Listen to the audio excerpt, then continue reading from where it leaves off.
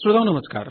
हम कहीं जाते हैं, किसी से बात करते हैं तो बहुत सोच समझकर नाप तौल कर बात करते हैं, और जब बात नाप तौल की आई, हम कुछ भी सामान लेते हैं वो भी नाप तौल कर लेते हैं। किसी को कुछ देते हैं तो वो भी भाई सोच विचार कर नाप तौल कर ही देते हैं। कहने का आशय ये, कहीं भी जाएंगे तो नाप तौल तो हमेशा हमारे साथ रहेगी ही रहेगी। नाप और तौल, मतलब हम नापते हैं तो मीटर में, सेंटीमीटर में तौलते हैं, किलोग्राम में, ग्राम में। भाई अगर कुछ सामान लेना हुआ कम ज्यादा हो सकता है। तो ये नाप तौल वास्तविकता में ये क्या इसका महत्व है? हम कभी कभी कहते हैं भाई जो सामान दिया है 1 किलोग्राम से थोड़ा कम है, इसके बांट ठीक नहीं है। तो ये बांट, ये मीटर, सेंटीमीटर, ये क्या होते हैं, कैसे होते हैं, और क्या इनके लिए कोई खास दिन भी है, और इसकी शुरुआत कहाँ से हुई, कैसे हुई, और इसमें क्या क्या चीजें और जुड़ी हुई हैं? इन तमाम मुद्दों पर बात करने के लिए इसके विशेषज्ञ शरद सिन्हा जी आज हमारे साथ हैं। हम उनसे बात करेंगे। शरद जी, स्वागत है। नमस्कार। नमस्कार श्री कृष्ण जी, और आपके सभी श्रोताओं को भी मेरी ओर से बहुत बहुत नमस्कार। हम लोग अभी बात कर रहे हैं नाप तौल की। जी, आज मेरा सौभाग्य है कि आज 20 मई है, और 20 मई जो है वर्ल्ड मेट्रोलॉजी डे यानी कि विश्व मापिकी दिवस के रूप में मनाया जाता है। और इससे भी एक और विशेष बात आपकी जानकारी में मैं ले आऊं कि गत वर्ष यानी सन 2023 में यूनेस्को ने इसको मान्यता दी है विश्व मापिकी दिवस यानी कि वर्ल्ड मेट्रोलॉजी डे के रूप में। तो इससे ही हमें एहसास होता है और हमारे को एक जिम्मेवारी का भी भाव आता है कि आने वाले वर्षों में इस दिवस को सभी संबंधित संस्थाएं और सभी संबंधित व्यक्ति इसको और जोर शोर से मनाएंगे और ज्यादा इसका प्रचार प्रसार करेंगे, और इसके महत्व के बारे में भी बात होगी। जी अच्छा, इसमें अगर हम देखें जो हमारी माप तौल है, हमारी अर्थव्यवस्था का बहुत महत्वपूर्ण हिस्सा है, और इसी के साथ साथ हम कुछ भी सामान खरीदते हैं, अगर ऐसे कहें, अगर बच्चा जब जन्म लेता है, इस पृथ्वी पर आता है, उसको पहले तौला जाता है जी कि अंडरवेट है, वेट इसका सही है। जी। और जब हमारा अंतिम संस्कार होता है किसी भी विधि से हो, उस पर भी नाप तौल की बड़ी महत्ता है कि अगर वो गड्ढा खुदना है कितने नाप तौल का होगा, अगर लकड़ियां पे जलाया जाना तो कितने कुंतल या टन लकड़ी जाती है। जी, आपकी बात का पूरी का जवाब मैं एक लाइन में यानी कि एक सूत्र वाक्य में दे दूं। ये हमारे यहाँ बोला जाता है कि from maternity to eternity nothing without measurement. बिल्कुल सही बात। तो आप ये समझिए कि जन्म से लेकर मृत्यु तक कुछ भी संभव नहीं है बिना नापतोल या मापतोल के। जो है इस विषय में अगर हम ऐतिहासिक दृष्टि को भी देखें तो सबसे पहले अगर हम भारत की बात करें तो मौर्य वंश में, मौर्य काल में चाणक्य ने जब अपना अर्थशास्त्र लिखा था तो इस विषय में उन्होंने लंबा व्याख्यान उसमें दिया है। कई अध्याय उन्होंने माप तोल की विधियों के ऊपर अपने उसमें दिए हैं।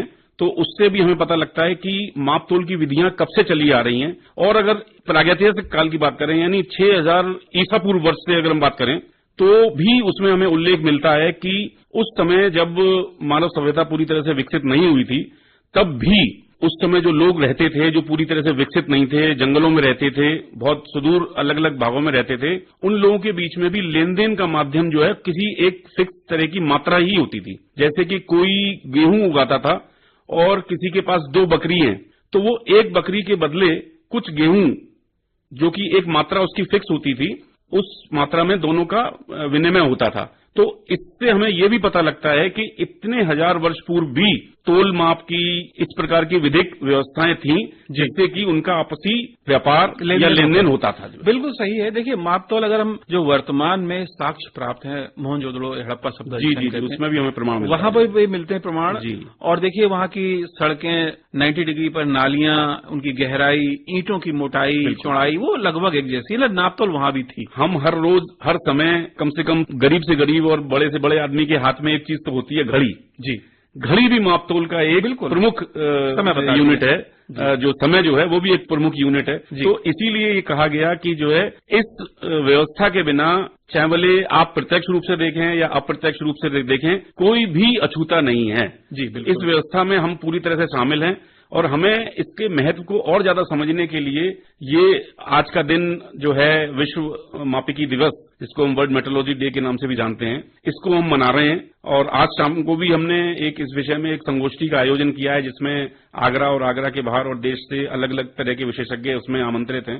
तो उन सबके विचार भी उसमें साझा होंगे और हम सब लोग उनसे लाभान्वित होंगे। जी। अच्छा, ये तो जैसे नाप तौल की बात है, चाहे मीटर हो, किलोग्राम हो, सेकंड हो, समय का मापक है। इस तरह से फुट पाउंड सेकंड सिस्टम चला था, फुट पाउंड और सेकंड। हाँ, विश्व के दूसरे हिस्सों में अलग अलग कहीं माइल, जैसे भारत में MKS प्रणाली चलती है, मीटर, किलोग्राम और सेकंड। इसी तरह से यूरोपियन कंट्री में CGS प्रणाली चलती है। CGS है, और अभी भी कहीं कहीं माइल्स में दूरी नापी जाती है, मील में, पहले कोस, मील या सब हुआ करते थे। तो इसके बारे में कुछ बताइए कि इनका जो एक स्टैंडर्ड प्रारूप कहाँ है, किससे नापते हैं, कैसे नापते हैं, वो कहाँ रखा गया, वो थोड़ा बताइए।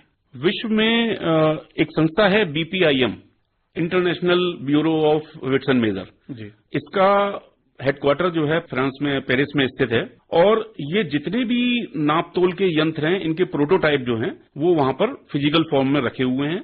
अब कोशिश की जा रही है वैज्ञानिकों द्वारा कि वो फिजिकल फॉर्म से हटा करके उसको वर्चुअल फॉर्म में कर दिया जाए, जिससे कि वो हजारों सालों के लिए सुरक्षित हो जाए। क्योंकि हम सब लोग जानते हैं कि फिजिकल फॉर्म में रखी हुई कोई भी वस्तु का क्षरण होता है, तो वो कितनी ही सिक्योरिटी के साथ रखी जाए, कितनी भी वातानुकूलित व्यवस्थाओं के अंतर्गत रखा जाए, लेकिन उसका क्षरण होता है, क्योंकि वो फिजिकल फॉर्म में किसी न किसी मेटल या धातु से बनी हुई होती है।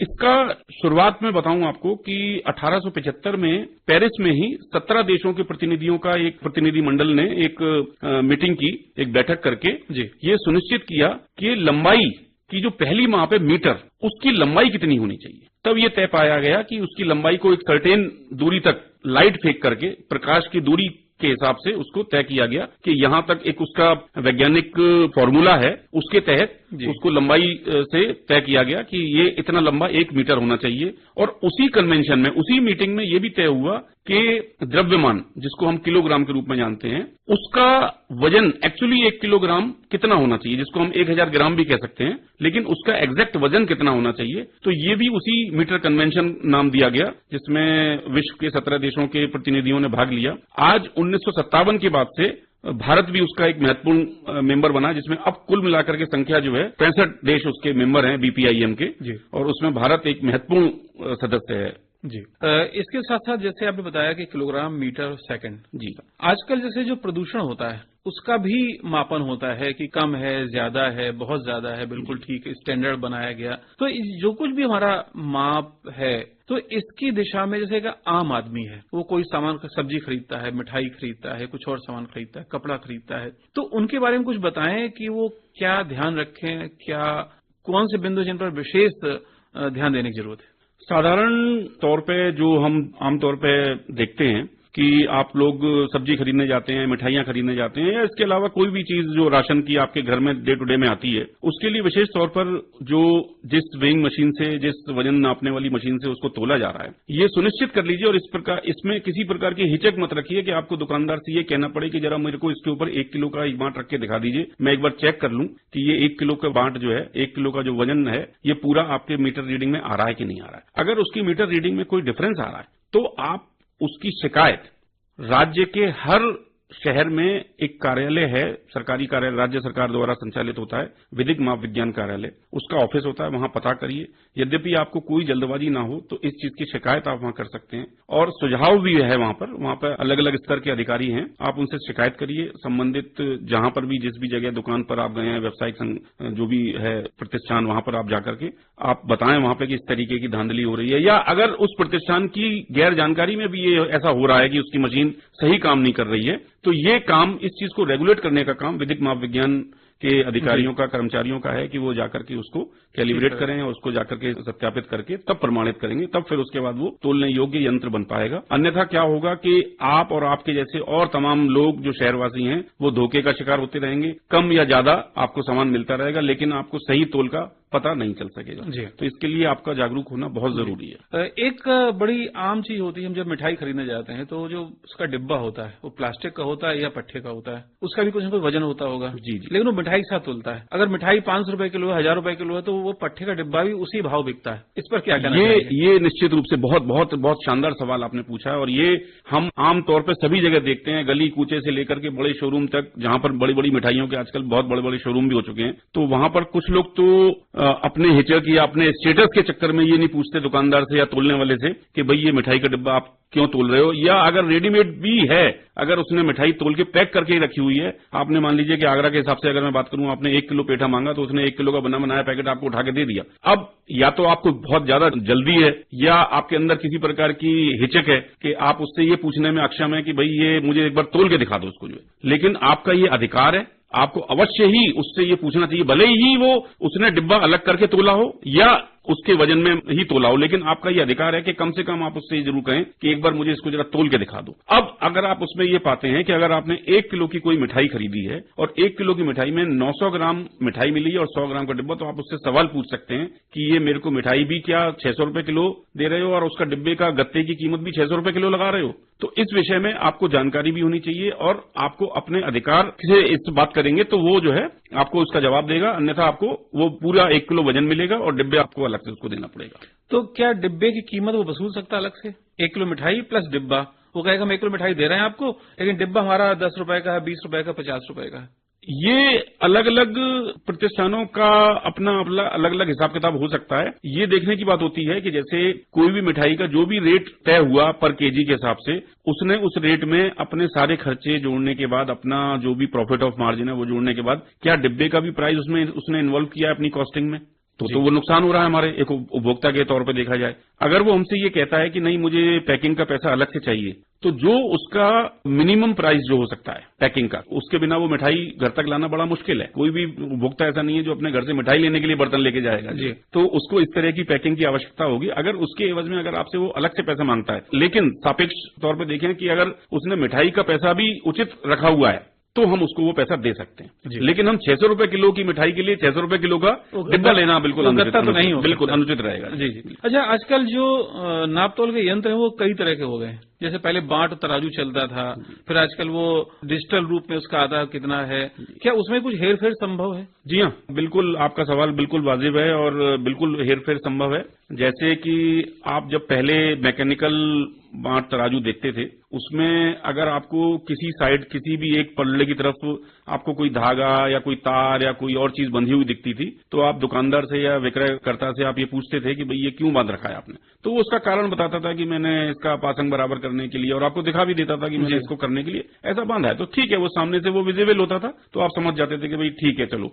लेकिन टेक्नोलॉजिकल इस समय दुनिया में हम लोग रह रहे हैं, हर चीज टेक्नोलॉजी के माध्यम से चल रही है, तो इसलिए अब जो डिजिटल बैलेंस हमारे सामने आते हैं उसमें हमारे लिए ये पता लगा पाना बड़ा मुश्किल होता है कि ये जो रीडिंग हमें सामने दिखाई दे रही है ये कितनी सही है। ठीक है, उसके लिए बीपीआईएम जो मैंने अभी जिस संस्था का नाम लिया जो पेरिस में स्थित है, और उसके साथ साथ एक OIML भी है, organisation of international legal metrology, इन्होंने कुछ नियम और उपनियम बनाए हैं इन सब चीजों को रेगुलेट करने के लिए, और सभी देशों की सरकारों को और उन देशों ने अपनी राज्य सरकारों को कुछ नियम, उपनियम और विनियम दिए हैं। इस विषय में उनका स्पष्ट रूप से कहना है कि हर इलेक्ट्रॉनिक बैलेंस या डिजिटल बैलेंस के साथ एक सर्टेन अमाउंट के वेट्स बांट का होना आवश्यक है, जिससे कि समय समय पर किसी प्रकार का अगर चुनौती मिलती है सामने से तो वो उपयोगकर्ता जो है उन वेट्स को रख करके उनको कैलिब्रेट करके दिखा सके, चेक कर भी सके, और ये कैलिब्रेशन की प्रक्रिया होने के बाद ही उसकी तोल जो है रेगुलेट हो सकती है और वो सही तोल हो सकती है। तो ये नियम उपनियम ऑलरेडी सारी चीजों में बताए गए हैं। इसकी अभी जानकारी का अभाव है समाज में, और जो जितने भी विक्रेतागण हैं या जितने भी जो इस तरीके के स्टोर चला रहे हैं, उसकी जानकारी और उसकी जागरूकता के लिए समय समय पर कार्यक्रम चलाए जाते रहते हैं, आपको जानकारी में है। और इसके लिए जो उपभोक्ता है उसका जागरूक होना बहुत आवश्यक और बहुत जरूरी है, उसके खुद के हित में। जी, क्योंकि जितनी कीमत अदा कर रहा है उतना सामान उसको मिल रहा है कि नहीं मिल रहा, ये बहुत महत्वपूर्ण जी। क्योंकि देखिए कई बार क्या है, मिसकंसेप्शन है ये समाज में कि पहले जो कांटा बांट मैनुअल चलते थे उनमें तो बड़ा धोखा हो जाता था, नुकसान कर देता था। लेकिन उपभोक्ता इस बारे में अभी भावुक है कि जब उसने देखा कि डिजिटल बैलेंस आ गए हैं तो उसने ये सोचा कि बस अब तो कंप्यूटर मशीन आ गई है, ये तो सही वजन देगी। लेकिन मैं आपको बताऊं कि आज के युग में धोखाधड़ी की संभावनाएं ज्यादा बढ़ गई हैं, ज्यादा प्रबल हो गई हैं, और उपभोक्ता को पता भी नहीं लग पाएगा कि उसके संग कब कितना धोखा हो गया। सिन्हा साहब, ये बताएं, जैसे जो तमाम तराजू होते हैं या इनकी मशीनें होती हैं, क्या इनका एक स्टैंडर्ड प्रारूप होना चाहिए, इसकी कोई जांच होती है या कोई इसको उनको प्रमाण पत्र मिलता है? जी हाँ, ये बहुत अच्छी चीज आपने पूछी मुझसे।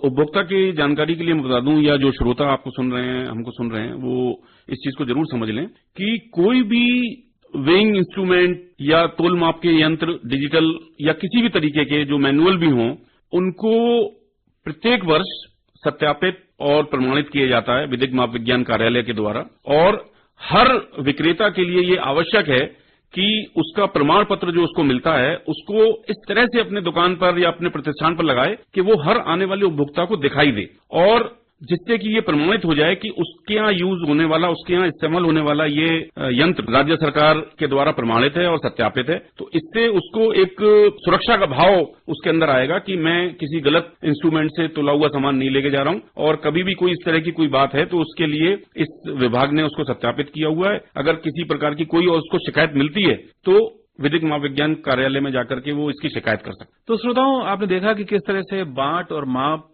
इनका स्टैंडर्डाइजेशन कैसे होता है, कैसे हमें इनसे बचना है कि हम जो कीमत अदा कर रहे हैं किसी भी वस्तु की, पूरा सामान मिल रहा है नहीं मिल रहा है, और ये जो तमाम संस्थाएं, अंतर्राष्ट्रीय संस्थाएं हैं, कैसे किलोग्राम को, मीटर को, इन सबको सही एक प्रारूप में है, उनसे हम देख सकते हैं कि जो भी हमारे ऐसे विक्रेता हैं जहां पर हमें सामान लेना वो सही हो, और ये हमारा अधिकार भी है, हमारा कर्तव्य भी है, और तभी हम सच्चे मायनों में सही नागरिक बन सकते हैं। सिन्हा साहब, आप आए, अपने विस्तार से बातें की, आपका बहुत बहुत धन्यवाद। बहुत बहुत धन्यवाद।